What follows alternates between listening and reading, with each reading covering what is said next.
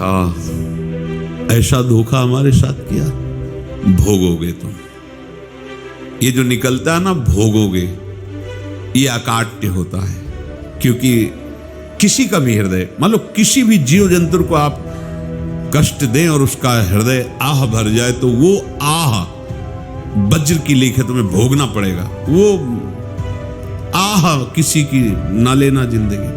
कोई ऐसा कोई आह भर करके कह दिया तुम समर्थ हो, हम तो कुछ कर नहीं सकते, और अंदर से दुखी, फिर तुम्हारी सामर्थ्य काम नहीं करेगी, मिट्टी में मिला देगी। ऐसा नहीं कि आप जो कर रहे हैं कोई देख नहीं रहा, कोई हिसाब किताब नहीं, जो कर रहे हैं अवश्य में भोक्तव्यम। बहुत सावधान, कर्मों के जाल को रच रहा है और अपने आप को बांध रहा है। आपको मुक्त होना है, बंधना नहीं है। जीव का जन्म कर्मों के अनुबंध से होता है, कर्मों के बंधन से होता है, और उसको अपना ऋण चुकाना होता है, कर्मानुबंध। ये बहुत सूक्ष्म विषय है। जैसे आप जिस परिवार में जन्म लिए हैं, तो उस परिवार के लोगों से आपका ऋण है, इसलिए उसी परिवार में आप आए हैं। और ऋणानुबंध, उसको बिना चुकाए या बिना वसूल किए आप वहां से जाएंगे नहीं। आपको लेना है तो वसूल करना है, और देना है तो चुकाना है। ये पूर्व के जन्मों से निश्चित किया गया है। जैसे किसी के यहाँ पुत्र हुआ, जन्म से ही पैसा खर्चा शुरू हुआ, बड़ा हुआ तो उद्दंडता के द्वारा मार पूरे परिवार को क्लेश पर क्लेश देता चला जा रहा है। ये तुम्हारे कर्म का फल है। या ऐसे शक्तिहीन बुद्धिहीन ऐसे पागल तुझे जीवन सेवा करो, तुमसे अपना हिसाब चुकाने के लिए वो आया है। अब परिवार के जो सदस्य जुड़े आके, मतलब पत्नी आते ही पूरी हृदय में आनंद, परिवार में आनंद, और जीवन भर वो आनंद ही सुख देने के लिए उसका जन्म हुआ। वो अपना ऋणानुबंध मुक्त, और आते ही भयंकर क्लेश खड़ा कर दिया, बीच में दीवाल और झगड़ा वैसा, फिर अतरे दिन मारपीट शुरू, कलह अशांति, पूरा जीवन नरक हिसाब करने आए। यहां ऋण चुकाए बिना कोई जा नहीं सकता, ऋण चुकाना पड़ेगा। किसी का ऋण वसूल करना है तो किसी को ऋण चुकाना है, दोनों काम करने होते हैं। अनेक जन्मों में अनेक लोगों के साथ हमने जो बर्ताव किए हैं, अच्छे या बुरे, वो होंगे। अब किसी आदमी को हम जानते नहीं, अचानक मिला, अचानक टक्कर लगाओ, मार पीट गाली गुप्ता सब कर दिया, चुपचाप सह लो। क्यों? ये आपका हिसाब है, पूर्व का हिसाब। हमारा उससे कोई द्वेष नहीं, कोई संकल्प नहीं। अचानक घटना घटी और हमसे द्वेष करने लगा, हमें पीटने लगा, हमें गालियां दे, ये हिसाब है, चुपचाप सह जाओ। अपने घर का भाई ही भारी दुश्मन बन गया और क्लेश दे, हिसाब है। एक प्रभुदत्त ब्रह्मचारी जी की वाणी में पढ़ा था, एक महात्मा जी भ्रमण करते थे, तो उस समय असरफियां चलती थी, मोहरे असरफियां, तो उनको भेंट में देते लोग। तो या तो ठाकुर सेवा में लगे तत्काल, या संत सेवा में तत्काल लगे, उसका संग्रह करके डोलना ये ठीक नहीं है। बैरागी के लिए सिद्धांत में ये ठीक नहीं है। तो जब 2, 4, 6, 8 ऐसे मोहरे हुई, तो उन्होंने विचार किया कि और भ्रमण करके जब काफी मोहरे हो जाएंगी, तो प्रयागराज में जब कुंभ पड़ता है, एक बार पूरे सब अखाड़े के संतों को, अलग अलग संप्रदाय सब संतों को बुलाएंगे और सबको पवाएंगे। अब साधु है तो यही विचार करेगा, और क्या विचार करेगा। तो उन्होंने ऐसे डंडा बनवाया, बेंत, जो ऊपर से चूड़ीदार और भीतर पोला, और मोहरे उसमें डालते गए। और भ्रमण, जहां जहां श्रद्धालु भगत थे सबके यहाँ जाना, और इच्छा रखना कि एक मोहर तो दे दे दक्षिणा में। कामना कोई भी हो वो बांधती ही है, ध्यान रखना। इसीलिए प्रभु जो चाहे वो करे, अपनी चाह नहीं रखनी चाहिए, अपनी चाह प्रभु की चाह में मिला देनी चाहिए। धीरे धीरे वो छड़ी भर गई। भ्रमण करने वाले महात्मा चूड़ी लगाई, इंतजार करते रहे। जब प्रयाग का कुंभ पड़ा तो चले। तो रास्ते में एक गांव में पूछा जाता है, जिससे कहीं रुको कि कोई श्रद्धालु ऐसा है जो संत सेवी है। तो कुछ लोगों ने बताया, हाँ एक परिवार है बहुत संत सेवी है, और आपको मिलाते हैं उनसे। आइए महाराज, घर में रुका, खूब अच्छा हलवा पूड़ी पवाया, और जो घर के मालिक थे चरण दबाए। चरण दबाते दबाते उनकी दृष्टि पड़ी उस डंडे पे, उनका इतना मोटा और ऊपर से कुछ चूड़ी सी भी नजर आ रही, इस डंडे में तो कोई रहस्य है ही है। अब महात्मा जी को खवा पिला के सुला दिया। महात्मा जी जब सो गए तो पत्नी से धीरे से कहा, वो डंडा लाओ बाबा जी का डंडा। और वो चूड़ीदार जो ही खोला, पलटाया तो सैकड़ों मोहरे ऐसे संत रोज पधारे भगवान, तुम आनंद हो जाए फिर क्या। पत्नी से कहा नाप के कंकड़ लाओ। वो तो महात्मा जी तो खाए खीर पूड़ी, आराम से सो रहे। रात में पूरी प्लानिंग करके उसमें कंकड़ भर के चूड़ी लगाकर सिराने रख दिया, सारी मोहरें हटा ली। महात्मा जी आराम से छड़ी उठाए तो वजन पक्का। वैसे बड़े लोग चतुर होते हैं, पर ये नहीं जानते कि कर्म कितना भयानक होता है। और उनकी कोई संतान नहीं थी, पर धन में इतना प्रेम उनको था। बहुत सावधान साधु महात्माओं के पास जो अर्थ है, गृहस्थी अगर आता वहीं से है, पर अगर उसको जोर जबरदस्ती या किसी छल कपट से, तो वो उसका विनाश ही करता है। आज तक का प्रमाण है। अब उनको ये भाव पता नहीं होगा, या पता होगा तो लोभ के कारण वो उसको मान नहीं पाए होंगे। महात्मा जी गए प्रयाग में, किसी अखाड़े पर रुके और वहां प्रार्थना की कि कल जो है संपूर्ण अखाड़ों का निमंत्रण किया जाए और सब संतों को भोग पवाया जाए और उनको दक्षिणा भी दी जाए। महंत ने सोचा कि बहुत बड़ा है तो उत्सव है, क्योंकि प्रयाग में कितने हजारों संत महात्मा सब। उनका महाराज बोरों इसमें चीनी और टीनों घी लगेगा, सब व्यवस्था। बोले आप मंगाइए, एक एक हिसाब हम करेंगे, हमारे पास सब व्यवस्था है। बोले कुछ तो पहले दे दो, वो इकट्ठे देंगे हम। उनको था कि अगर हम छड़ी खोला और 2-4 मोहरे दी, किसी को पता लग गया तो गड़बड़ हो सकती। बोले हम भंडारे के समय आखिरी में सब कुछ आपको दे देंगे, ठीक है। वो अपने पास से पैसे लगाकर खूब जितना सामग्री सब लाए, लाखों की, और सब संतों को निमंत्रण कर दिया। संत जन निमंत्रित हो गए, भंडारा बन रहा है। तब वहां के महंत है और उनका देखो भंडारा भी बन रहा है, संतों को निमंत्रण।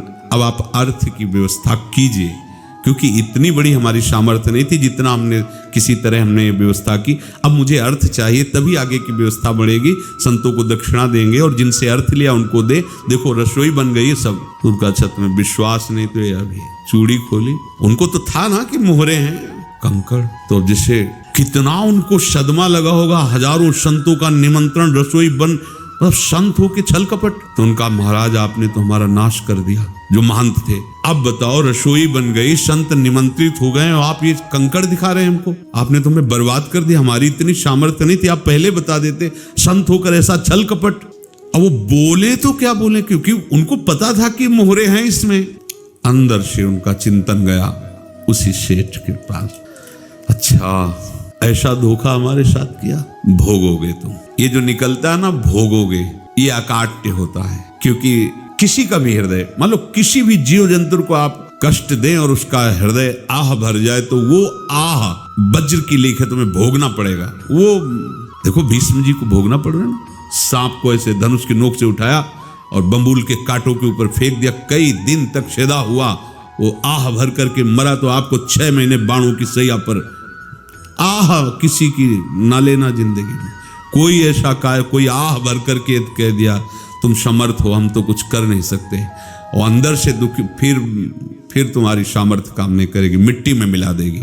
फिर ये तो संत थे और भगवत आराधना के लिए, संत आराधना के लिए ही ऐसा किए हुए थे।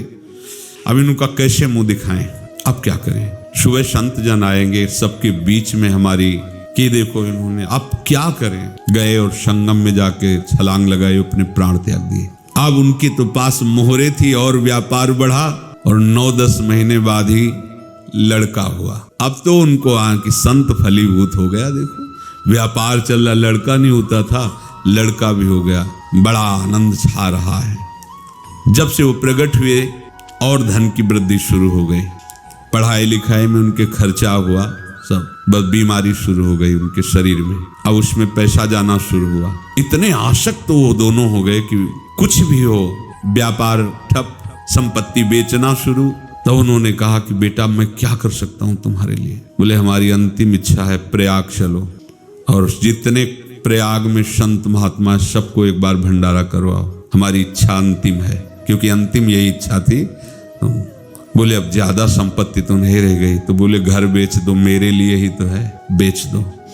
मुझे लगता मैं बचूंगा नहीं, पर मेरी अंतिम इच्छा पूर्ण कर दो। घर बेच दिया, जेवर बेच दी। वहां गए, जब संत सेवा की तो बोले मुझे संगम तक ले चलो। संगम तक ले गए और बोले समझे तुम चुराए थे और हमने उसको छीना है, कुछ नहीं रह गया। तेरे पास कुछ, अब केवल ममता और आसक्ति में जलकर मर और नरक प्राप्त कर। मैं वही महात्मा हूं जिसकी तूने मोहरें ली थी, शरीर छोड़ दिया। महात्मा को जन्म लेना पड़ा और इनको दुर्गति भोगनी पड़ी। ऋणानुबंध, होश में। ऐसा नहीं कि आप जो कर रहे हैं कोई देख नहीं रहा, कोई हिसाब किताब नहीं, जो कर रहे हैं अवश्य में भोक्तव्यम, बहुत सावधान। अनेक जन्मों में अनेक लोगों से जो कुछ लिया दिया है, इस लेने देने को मिटा देने के बाद ही तुम मुक्त हो गए। इसीलिए एक उपाय है, लेना न देना मगन रहना। क्या? मालिक को समर्पित हो जाओ, मालिक को अपना माना हुआ समर्पित कर दो, खत्म। अहम त्वाम स्वरूपापेभ्यो मोक्षयिष्यामि, सब खत्म, आगे पीछे लेना देना सब खत्म। एकादश स्कंद में भगवान श्री कृष्णचंद्र जी ने कहा, जो मेरे चरणों का आश्रय लेकर भक्त मेरा भक्ति करता है, उसके पितृ ऋण, मातृ ऋण, देव ऋण, ऋषि ऋण, सब ऋणों से मैं मुक्त कर देता हूं। बस यही एक उपाय है जो इसके बंद करने का उपाय भक्तों के लिए है, वो यही है, भगवान की शरण में होकर अपना माना हुआ पूरा भगवान के अर्पित कर दो। अर्पित करने का तात्पर्य उसमें अहम हटा दो। तुदीयम वस्तु गोविंदम तुभ्यमेव समर्पये। जिनसे तुमने सेवा करवाई है उनकी सेवा करनी पड़ेगी, जिनसे तुमने जो कुछ लिया है उनको देना पड़ेगा। ये लेने देने का व्यापार जब तक समाप्त नहीं होगा तब तक तुम्हारा जन्म मरण चलता रहेगा। अब आपको यहां समझना है, यदि आपसे किसी ने पैसे लिए बेईमानी करके नहीं दे रहा है तो आप उसको गाली मत दीजिए, आपने बेईमानी की थी इसलिए आपकी बेईमानी हुई है, ले गया, कोई बात नहीं है, बंधन से मुक्त हुए, जो बोझा था चला गया। उसको ऐसा ना देखे कि ये बेईमान हमारे रुपए मार लिए, अब जो कुछ होगा देखेंगे। अगर आप आगे नया कुछ करते हैं तो फिर आगे का हिसाब आपको भोगना पड़ेगा, ध्यान रखना। ऐसा नहीं है कि आपको भोगना नहीं पड़ेगा। एक ही उपाय है कि अब जो शरीर धारण किए इसी में जो भोग ले, आगे ना होना चाहिए। तो क्या करे? सर्वतो भावेन भगवान की शरण ले ले। ये तो सर्वाणि कर्माणि मयि सन्न्यस्य मत्पराहा अनन्येनैव योगेन माम ध्यायन्तु उपासते तेषामहं समुद्धर्ता मृत्यु संसार से। ये बड़ा कठिन है पार होना, कोई छोटी मोटी बात है। एक महात्मा बाल्यावस्था से भजन करते थे, शालिग्राम भगवान पास रखते थे और उन्हीं की आराधना करके बस पाठ, नाम, जप और भ्रमण करते थे। यौवन अवस्था थी, गंगा जी के किनारे अपने ठाकुर को विराजमान करके स्नान करने के लिए कपड़ा ही उतार रहे थे कि 90 लोग आ गए, भाला तलवार सब ले, मारो मारो इसको मारो, घेर लिया। तो उन्होंने हाथ जोड़कर कहा, हमने क्या अपराध किया? कोई सुन ही नहीं रहा। तो उन्होंने कहा, मार तो डालोगे ही आप 90 लोग, हम कोई अस्त्र शस्त्र तो लिए नहीं, एक बार हमें गंगा में डुबकी लगा देने दो और अपने ठाकुर को स्नान करा देने दो, फिर इसके बाद आप मार देना। भगवत इच्छा से वो लोग रुक गए, स्नान किया और अंदर से प्रार्थना की, प्रभु ये क्या लीला है आपकी सिवा मेरा कोई है नहीं और ये मुझे मारना चाहते हैं। तो भगवान ने, जानते हो क्या कहा उनके अंतर में? तुम मेरे में ध्यानस्थ हो करके शरीर को छोड़ो, ये लोग मारेंगे। ये मेरे भजन का फल है कि तुम्हें 90 जन्म नहीं लेना पड़ेगा, एक ही जन्म में 90 मिलके। तुमने 90 हिंसा की थी पूर्व में, तो तुम्हें 90 बार जन्म लेना होता और एक एक करके मारते। ये मेरे भजन का प्रताप है कि एक बार में ही 90 का हिसाब हो जाएगा। तुम आंख मूंदो, मेरे ध्यान में मगन रहो, मेरे प्रताप से तुम्हें कोई चोट नहीं होगी और स्वाभाविक मूर्छा अवस्था में प्राण तुम्हारे छूट जाए। ऐसा ही हुआ, ऐसा हुआ। तो ये बात समझ लो कि ये जो कर्मानुबंध है, ऋणानुबंध है। अब देखो, अगर शाप महात्माओं ने दिया कि तुम्हारे वंश का इससे विनाश होगा, तो भगवान भी परम धाम जा रहे तो उसी कील से, बाण की नोक में जो मछली लील गई थी, छोटा कण, उसी से की नोक बनाई और उसी नोक को प्रहार किया। भगवान के श्री चरण में वही बाण की नोक लगी और भगवान ने स्वीकार किया ना। भगवान का बड़ा लीला विचित्र है।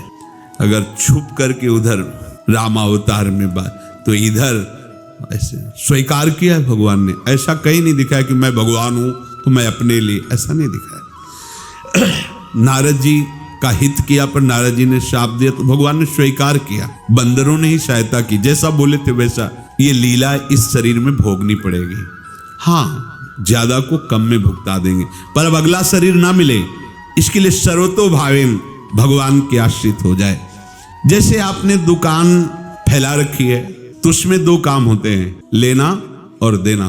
किसी को उधार दिया है तो तो हमें उसे लेना है, और कोई नगद देकर सामान ले रहा है तो उसे सामान देना है, या उधार लिया है तो हमें उधार देना है। अब अगर दुकान बंद करनी है तो तुम्हें देने वालों पर जोर देना है, लेने वालों पर जोर नहीं। लेने वाला तो जवाब क्षमा किया, समर्पित किया, हमारा कोई संबंध नहीं, खत्म हो जाए, वो खुशी हो जाएगा। लेकिन देने वाला तुम अगर दुकान भी उठा दोगे तो जहां भी रहोगे तुम्हारे पास वो आएगा, लाइए हमारा। तो देने पर नजर रखिए, जिसका जिसका हिसाब है वो आपके सामने आता जाए, हटाते जाओ। लेने पर नजर मत रखिए और दुकान फौरन उठा दीजिए, नहीं अगर लेते देते रहे तो चलता रहेगा। आगे चलकर कुछ लेना न देना, मगन रहना बस अपने प्रभु के चिंतन में। अब हम कैसे जाने कि किसको क्या देना है, हमें क्या पता? तो हम पूरा हिसाब जिनको पता है उनको दे देते हैं, समझ रहे हो? उनको पता है क्या लेना है क्या देना है, तो इनके पास पहुंच गए, सरकारी हिसाब से सब बराबर कर देंगे। हमको अपनी जिम्मेवारी इनकी चरणों में समर्पित कर देना है, तभी हम जीवन मुक्त होंगे। ये रहस्य की बात है। प्रभु कह रहे हैं यस्य सर्वे समारंभाः काम संकल्प वर्जिताः ज्ञानाग्नि दग्ध कर्माणं तमाहु पंडितम बुधाः। जिसके संपूर्ण कर्मों के आरंभ संकल्प और कामना से रहित है, तथा जिसके संपूर्ण कर्म ज्ञान रूपी अग्नि से जल गए हैं, उसको ज्ञानी जन भी पंडित कहते हैं, बुद्धिमान कहते हैं। पूज्य श्री भाई जी महाराज कह रहे हैं, जैसे वहां ज्ञानाग्नि से दग्न कह रहे हैं, तो अपने वृंदावन वासियों का प्रेमाग्नि से सब कर्म संस्कार दग्न होते हैं। जिस समय आपके हृदय में भगवत प्रेम का प्रादुर्भाव होगा तो लेश मात्र कभी तुम्हें दुख नहीं भोगना पड़ेगा। प्रेम का प्रादुर्भाव होते ही दुख का नाश हो जाता है, महासुख। जब प्रेम का प्रादुर्भाव होगा तो समस्त पाप भस्म हो जाते हैं, अशांति नष्ट हो जाती है, संसार ज्वाला स्पर्श भी नहीं कर सकती है। जब भगवत प्रेम का प्रादुर्भाव होता है तो हो सकता है उस उपासक के जीवन में दुखों का पहाड़ टूट पड़े, परिवार खिलाफ, शरीर रोगी, अव्यवस्था, बहुत बहुत कुछ, सब कुछ कह रहे हैं। इतना सब होने पर भी उसके हृदय में कोई भी दुख नहीं होता। ऐसा सामर्थ्यशाली भगवत प्रेम है। भगवान के चरणारविंद का जिसके हृदय में प्रेम है, भारी से भारी दुख भी उनको विचलित नहीं कर सकता।